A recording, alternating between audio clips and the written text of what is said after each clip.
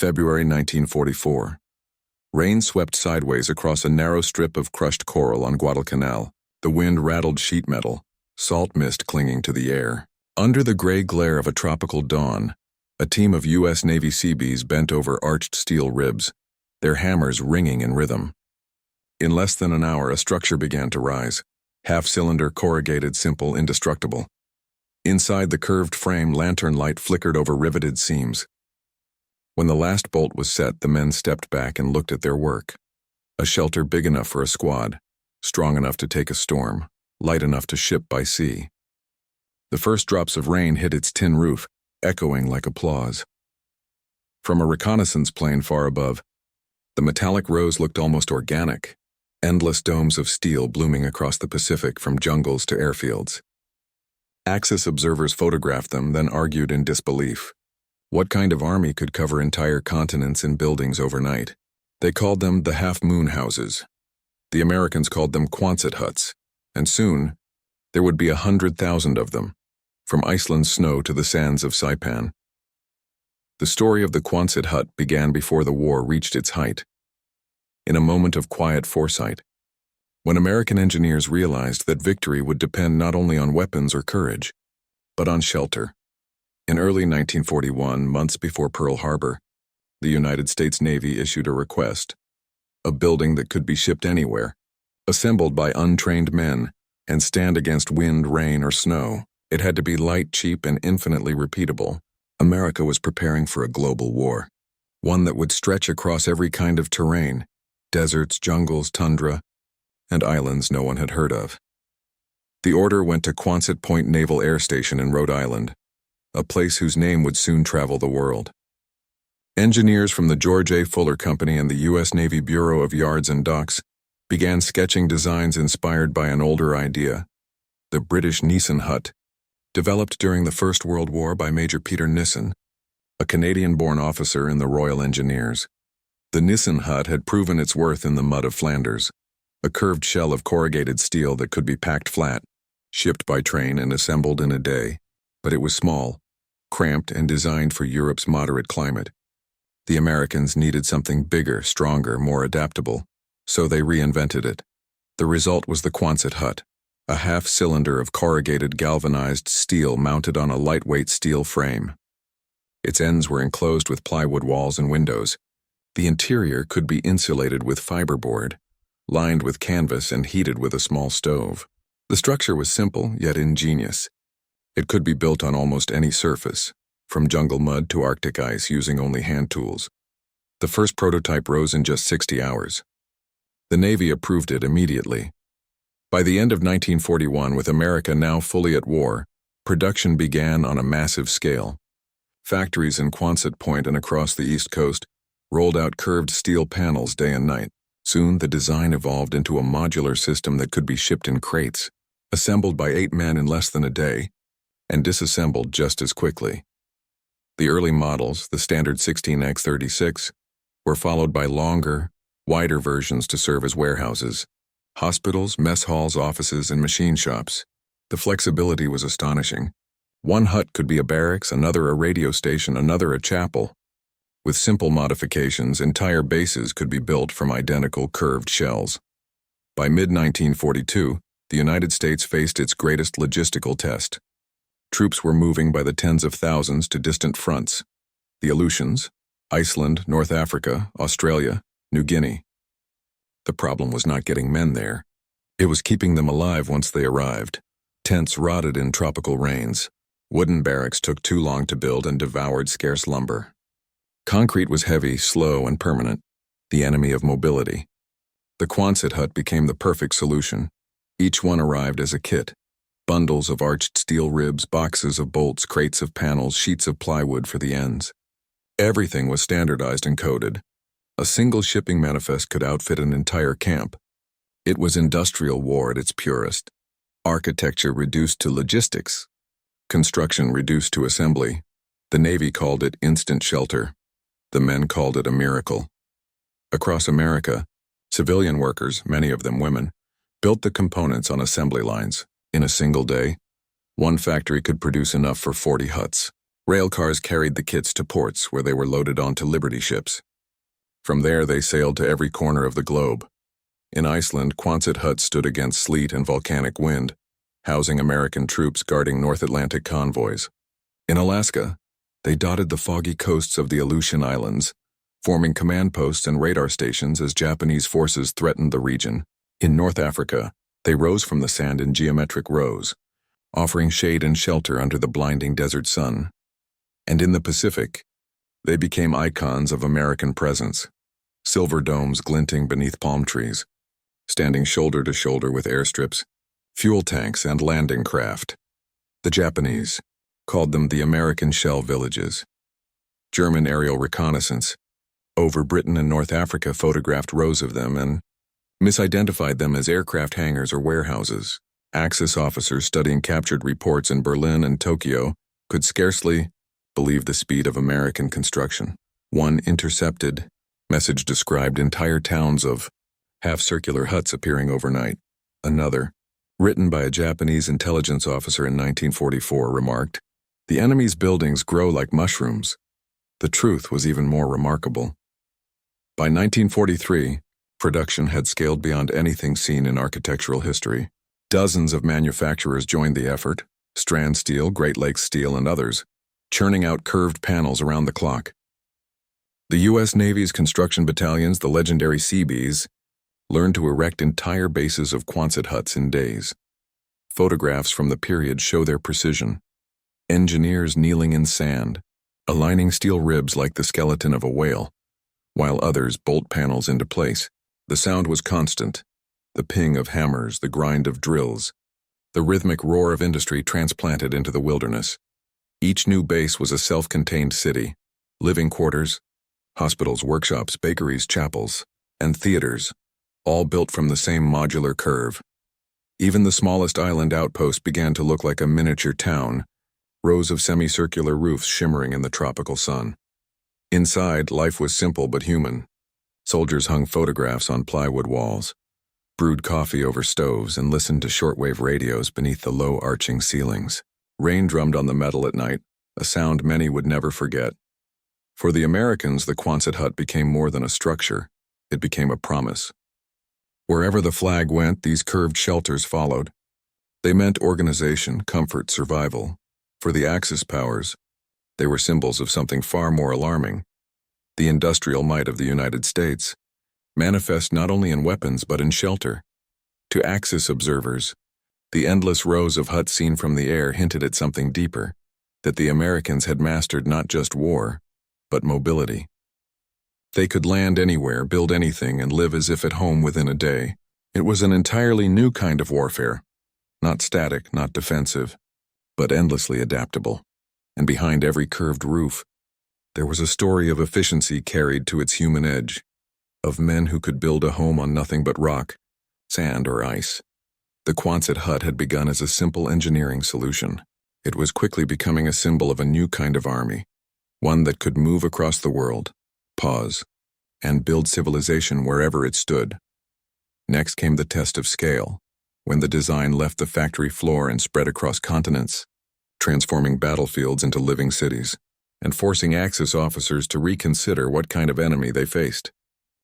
By 1943, the Quonset hut had become more than a piece of engineering.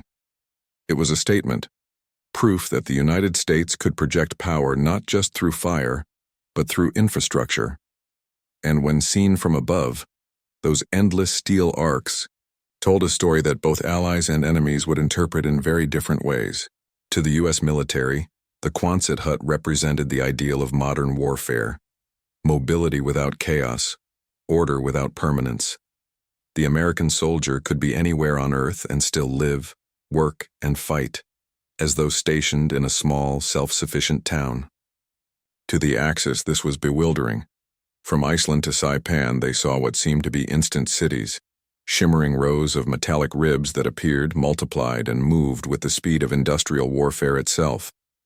The industrial angle inside the U.S. war machine, the Quonset hut was part of a broader philosophy, that mass production could win a global war as effectively as guns and tanks. The same methods that built Liberty ships, B-24 bombers and Sherman tanks now produced portable architecture by the tens of thousands. Each hut was a distillation of American industry. No wasted curves, no ornate design. Every panel was stamped to fit any other. If a rib broke on Guadalcanal, a replacement could arrive from Pittsburgh and fit perfectly. That interchangeability, the same logic that made rifles and engines repairable anywhere, made the Quonset hut immortal. Factories along the East Coast ran 24 hours a day, rolling out corrugated steel sheets under the hiss of welding torches and the rhythm of assembly lines. Trucks carried the curved ribs to ports where cranes loaded them into Liberty ships. Within weeks, those same ribs were being bolted together on coral, jungle, or frozen tundra. It was a cycle of movement no Axis power could match. Germany and Japan were bound by geography and shortage. America was bound only by time. The human angle, inside those curved walls, war became personal. Each Quonset hut was more than shelter. It was a fragment of normal life carried to the edge of the world. In the Aleutians, men woke to the howl of Arctic wind scraping across the metal shell, coffee percolating on oil stoves. In the jungles of the Solomons, the same structures steamed under monsoon rains, the smell of damp canvas mixing with mosquito repellent. On tiny atolls ringed by coral reefs, soldiers used scraps of plywood to build makeshift porches, painting names on doors like Home Sweet Dome or Little Rhode Island. The huts offered something precious, predictability. After weeks, aboard troop ships or landing craft, stepping into a Quonset hut meant warmth, light, and space. Its curved ceiling muffled gunfire and storms alike. The drumming of rain on metal became a lullaby known across oceans. Letters from servicemen often mentioned the huts. A Marine corporal on Tarawa wrote to his wife, "We've got real roofs over our heads now. You can even hang pictures if you find a nail." Another, stationed in Iceland, joked, "It's like living inside a soup can, but it's the first warm can I've ever liked." That blend of humor and relief revealed something subtle, a psychological advantage. Comfort, even in small doses, sustained morale. And morale, as every general knew, was as decisive as ammunition. The engineering angle, from an architectural standpoint, the Quonset hut was an exercise in minimalist genius.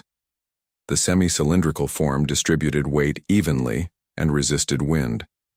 The corrugated steel amplified strength while minimizing material use. The arch required no internal supports, allowing open interior space adaptable to any purpose. The structure's simplicity disguised its sophistication. It could be assembled by 8 men with wrenches and ladders in less than 10 hours. No cranes, no cement mixers, no engineers required. Manuals printed in waterproof ink guided soldiers through the process step by step, with illustrations so clear that even those with no construction experience could follow. Each hut shipped in 16 crates weighing roughly 12 tons total. Every part was pre-drilled, every bolt standardized. The same kit could be transformed into a barracks, hospital ward, post office, or radar operations room simply by changing the layout of plywood interiors. To the Navy's Bureau of Yards and Docks, this was revolution. The battlefield had become modular. Logistics could now shape architecture, not the other way around. The psychological angle for Axis observers, this efficiency was unsettling. Intelligence officers studied aerial photographs of American bases and saw patterns they could not match, vast camps appearing on uninhabited islands within days of capture. One Japanese naval report from 1944 described rows of crescent roofs like silverfish, noting that each island seems to grow an instant city of the same pattern. German intelligence reports from North Africa observed the same phenomenon. Curved shelters stretching in perfect alignment across the desert, evidence of an industrial system beyond calculation. For soldiers of the Reich or the Empire, accustomed to the scarcity of resources, the sheer abundance of these huts symbolized an enemy whose production capacity seemed infinite. They could bomb one base and find 2 rebuilt by the next month. What they could not grasp was that the Quonset hut was not just a building, it was a logistics weapon. Its design compressed time itself. Where Axis engineers measured construction in weeks or months, the Americans measured in hours. This realization spread through enemy ranks like unease. The Americans, one Japanese engineer later wrote, fight not only with machines but with organization. The cultural angle, the Seabees, the U.S. Navy's construction battalions, became the living embodiment of that organization. Hardened by labor and war, they were builders who carried rifles, capable of fighting in the morning and raising a base by nightfall. Their motto, "Can do," was stamped into the spirit of every Quonset hut they built. Photographs from Bougainville, Saipan, and Guam show Seabees working shirtless in the heat, steel arcs rising behind them like ribs of a mechanical whale. Some smiled for the camera, others ignored it, hammering through rain or mud. They built under fire, under typhoon warnings, under impossible schedules. For them, the huts were not symbols, they were tools. "Every rib we raise," one wrote, "is a wall the Japs won't tear down." These men became anonymous heroes of infrastructure. Their work never appeared in headlines, yet every victory they enabled, every airfield, hospital, or radar post, depended on their speed. The strategic angle.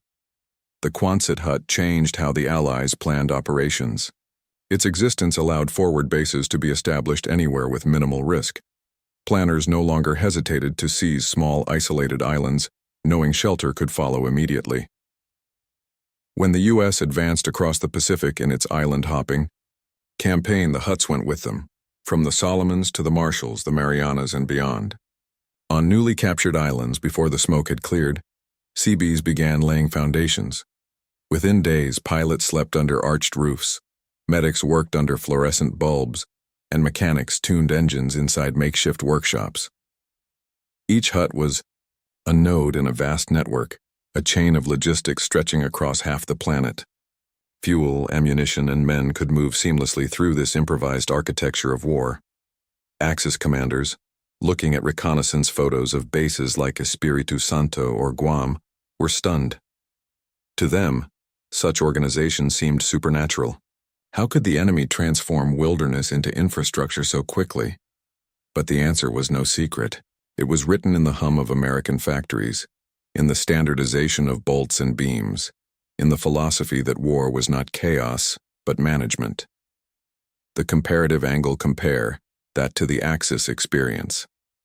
German soldiers slept in wooden barracks or stone bunkers, permanent and rigid. Japanese garrisons endured tents, palm huts, or dugouts. They built strongpoints, immovable, defensive, designed to last, but the war around them was moving faster than they could adapt. The Americans built mobility. Their bases could be packed, shipped, rebuilt, or abandoned without loss.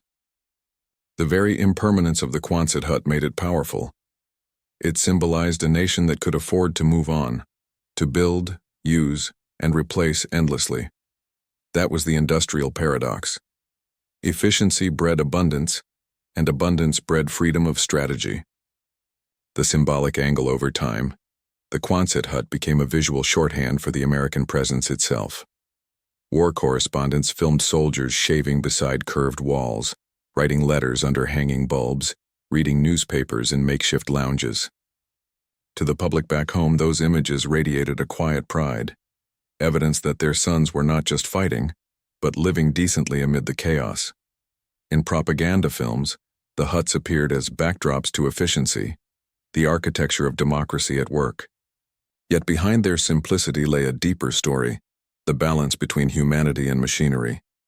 Each curve sheltered men but also represented the scale of a nation's power, a reminder that behind every soldier stood an empire of factories and mines. And to Axis officers, that sight, hundreds of thousands of identical steel domes glinting in the sun from North Africa to Okinawa, was as unnerving as any fleet or bomber wing. It told them, wordlessly, that America could build the world faster than they could destroy it. By 1944, the curved silhouette of the Quonset hut had become part of the landscape of war, as familiar as the Jeep, the Sherman tank, or the C-47 transport. Wherever there was a runway, a radar tower, or a command post, there were huts. They were not glamorous, they were not heroic, but they made victory possible. Soon, that quiet curve of steel would stretch from Normandy to Okinawa, housing an army spread across the entire planet, and the Axis. watching through the fading smoke of their own defenses, could hardly believe what they saw. By the summer of 1944, the Quonset hut had become as much a part of the American war effort as the Jeep or the Liberty ship. It was no longer an experiment in portable design. It was an empire of steel curves spanning the world. Wherever the United States established a foothold, the same silhouette appeared. From the volcanic ash of Saipan to the icy winds of Iceland, the horizon glittered with the same corrugated arch.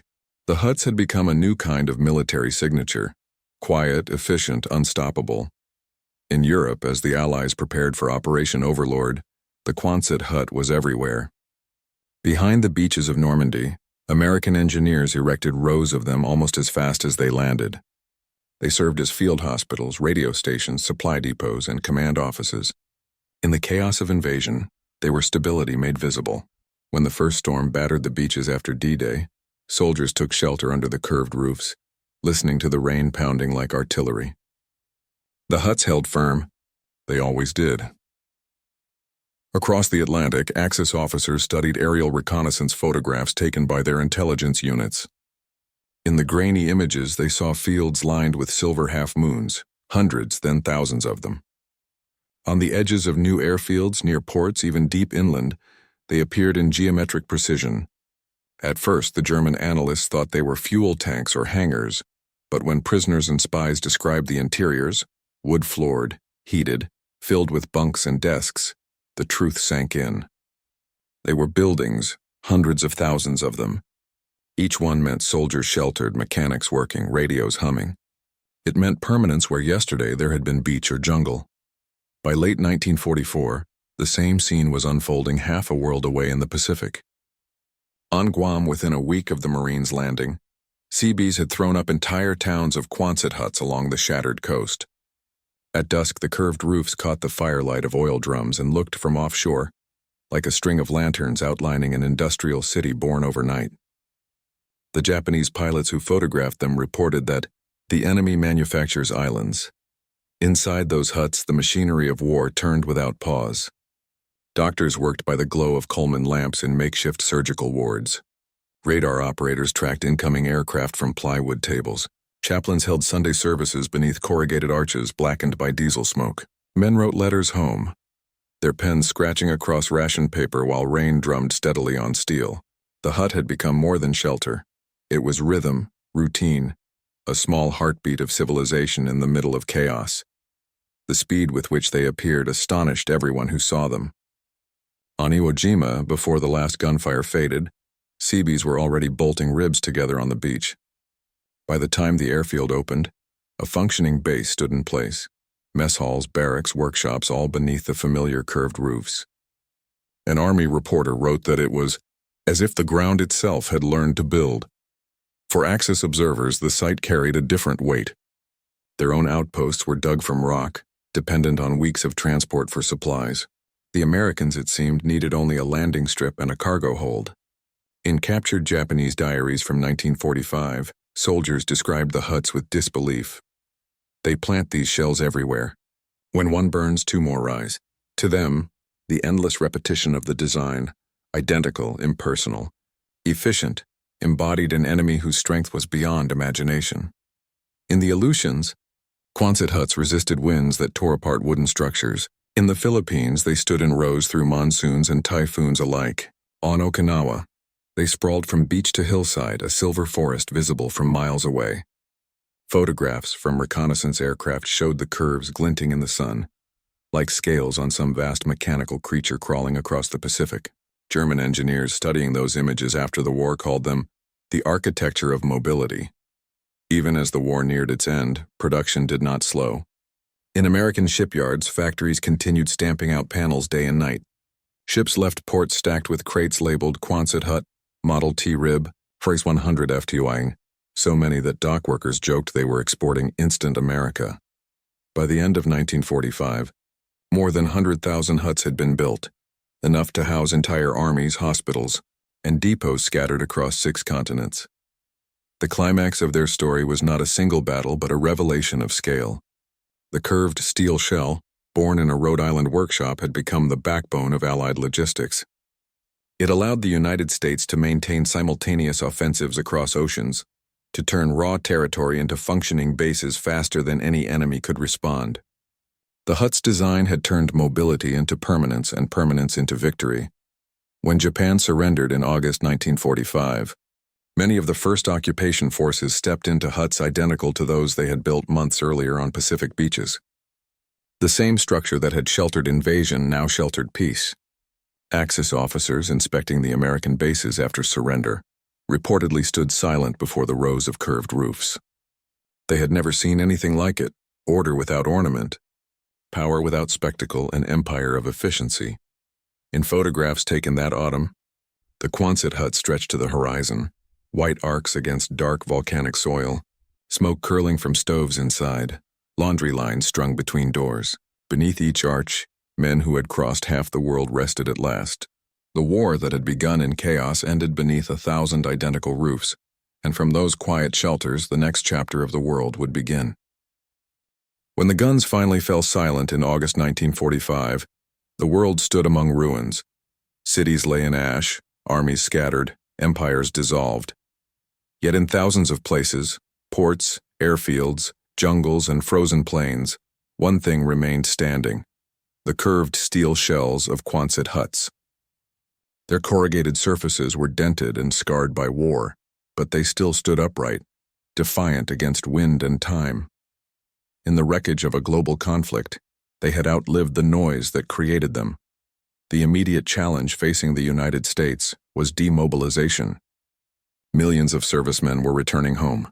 Millions of tons of war material needed storage, and vast bases across Europe and the Pacific had to be repurposed or dismantled. The Quonset hut became central to all of it. It was the only building that could be moved, sold, or rebuilt faster than any bureaucracy could process its paperwork. In Europe, where Allied armies remained for occupation duties, the huts became the physical skeleton of a new post-war order. On airfields from Normandy to Naples, they housed everything: displaced civilians, Red Cross offices, military governments, schools for children orphaned by war. On the German plains, entire communities rose inside them. In Nuremberg, British and American administrators worked beneath curved roofs identical to those that had once sheltered soldiers in the Pacific. The same utilitarian form now served to rebuild a defeated continent. For the men who had lived in them during the war, the huts carried memories as strong as any photograph. Returning veterans recognized their outlines everywhere: on college campuses, industrial lots, even suburban neighborhoods. The U.S. government, faced with massive wartime surplus, sold thousands of them to civilians for a few $100s each. They became workshops, garages, and temporary homes for families caught in the post-war housing shortage. At the University of Minnesota, returning GIs studied under the GI Bill inside Quonset classrooms. In California, small towns sprang up, almost overnight. Entire streets of steel curves nicknamed victory villages. The same structures that had echoed with the noise of battle now filled with laughter, radios, and the smell of evening dinners. The utilitarian shell, meant to last only a few years, quietly became part of daily American life. Architects, too, began to take notice. The simplicity of the Quonset hut, its arch, its economy, its adaptability, inspired a generation of designers who saw in it the future of modular architecture. It was proof that beauty could emerge from necessity, that form and function could merge without waste. The war had created an accidental masterpiece, a building that required no architect, only purpose. Overseas, the Quonset's influence stretched even farther. In Japan, where cities were flattened, the U.S. occupation used huts as hospitals, command centers, and schools. The sight of their curved roofs against burned landscapes became one of the first symbols of reconstruction. In the Philippines and Guam, they became local government buildings. In Iceland, they served as storage depots for the next 3 decades. Many huts never left military service at all. As the Cold War dawned, the same structures found new life on bases from Alaska to Korea. They became radar stations, weather labs, and barracks once more. The new global tension required fast, flexible infrastructure, and again the Quonset hut answered. Its design was so enduring that even in the 1950s, with advanced materials and peacetime budgets, no simpler or more reliable replacement could be found. To foreign observers, especially former Axis officers studying captured Allied documents, the Quonset hut became a case study in what had made the American war machine unstoppable. It was not technology alone, they realized. It was standardization. Every bolt, every panel, every instruction manual followed the same logic. Reduce the unpredictable, multiply the possible. The hut was democracy applied to construction. No genius was required to build it, only cooperation. That philosophy had built not only shelters, but victory itself. In post-war Germany, reconstruction teams under the Marshall Plan adopted the concept. Prefabricated homes and factories drew directly from the Quonset model. The very nations that had once viewed it as a symbol of enemy abundance now copied it as a model of efficiency. In Japan, similar curved steel structures appeared in the 1950s to house workers during rapid industrial expansion. The half-moon silhouette, once a sign of occupation, became a universal shorthand for resilience. Culturally, the Quonset hut lingered in memory as something almost human. Soldiers who had lived under its arch often described it with affection. It was ugly, one veteran said, but it kept us dry when nothing else could. Another recalled the rhythm of rain on steel. That sound meant safety. These small emotional connections gave the hut a strange immortality. It was remembered not for grandeur, but for comfort, for the rare stability it brought to men far from home. In films and photographs of the late 1940s, the Quonset hut appears like a quiet echo of the war that built it. Rows of them stand in black and white newsreels behind headlines of peace. Their curves frame shots of soldiers boarding ships home, of nurses folding flags, of engineers drafting new blueprints for a different world.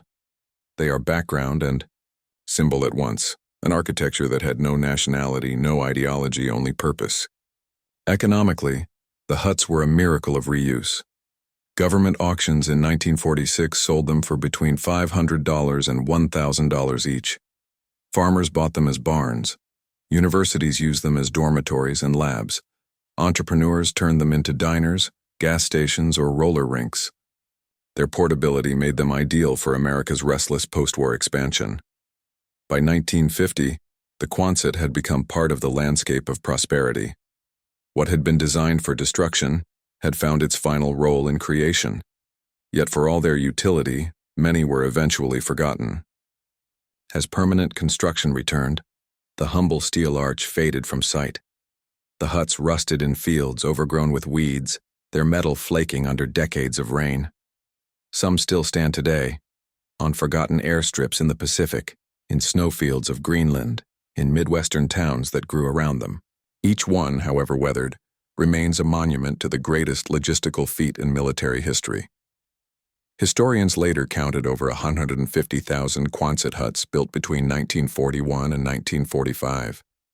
They had served in every climate, on every continent, in roles as varied as humanity itself. Few other inventions could claim such reach.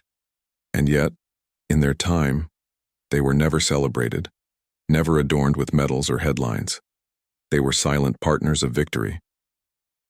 To the men who fought, the huts symbolized something that went beyond technology. They represented reliability, the knowledge that wherever they landed, shelter would follow. No matter how distant or hostile the ground, the same curved roof would rise above them, reminding them that home was never entirely gone. Former Axis engineers invited years later to study American logistics under post-war research programs often cited the Quonset hut as their most striking discovery. One German officer, once attached to the Luftwaffe's engineering corps, wrote in a 1952 report, "It was not the tanks or aircraft that defeated us, but the factories and the organization that could turn even a shelter into a weapon of time." That insight captured the hut's true legacy. It had turned architecture into a form of strategy. It proved that in modern war, victory did not belong only to the strongest or bravest, but to the side that could build, supply, and sustain faster than destruction could keep up. By the time the 1960s arrived, The Quonset hut had entered history's quiet background.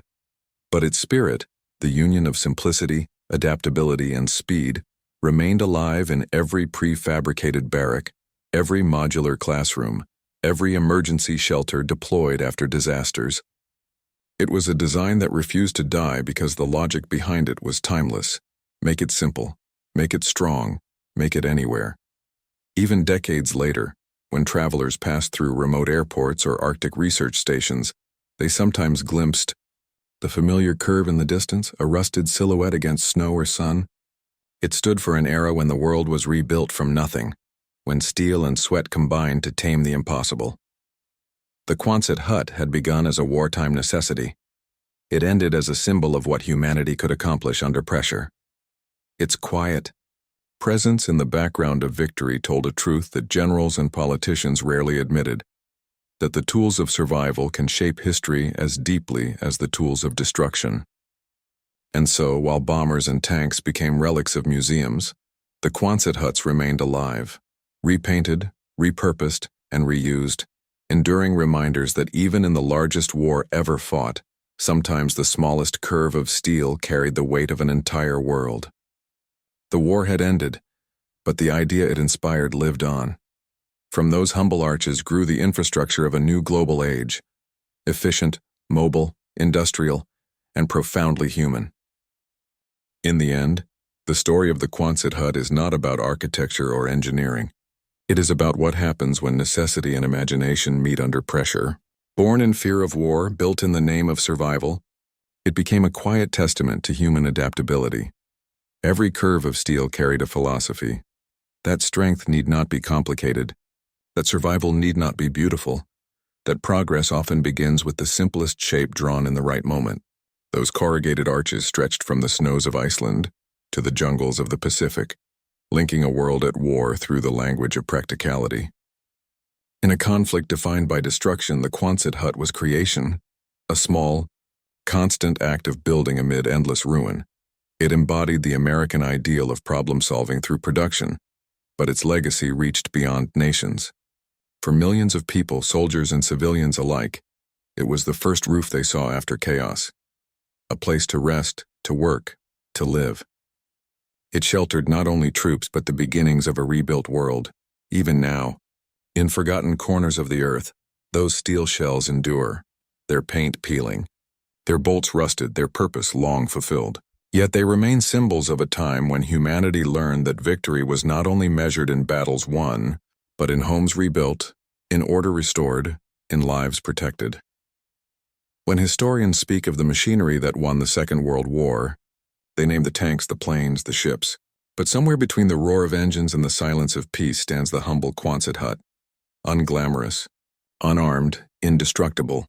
It was the shape of efficiency, the curve of endurance, the shelter of a generation, and in its shadow, the world rediscovered a simple truth, that the power to build, to protect and to endure is what truly defines civilization.